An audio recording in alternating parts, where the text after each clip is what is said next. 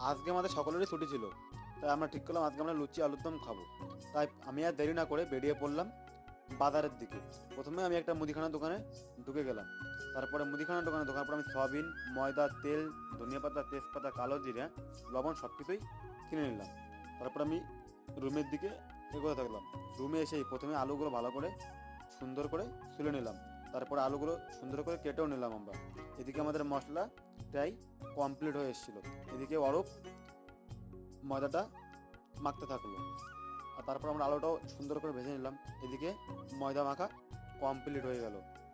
তারপরে আমরা মশলাটা ভালো করে প্রথমে কষিয়ে নিলাম। মশলাটা কষানো হয়ে গেলে আমরা আলুটাও ভালো করে মশলার সাথে কষিয়ে নিলাম। এদিকে আমার দাদা লুচি বেলতে শুরু করে দিয়েছে। তারপরেই আমরা গরম তেলে লুচিগুলো ছেড়ে দিলাম এবং ফাইনালি আমাদের লুচি আলুর দম তৈরি হয়ে গিয়েছে। তোমরা কারা কারা লুচি আলুর দম খেতে ভালোবাসো অবশ্যই কমেন্ট করে জানাও।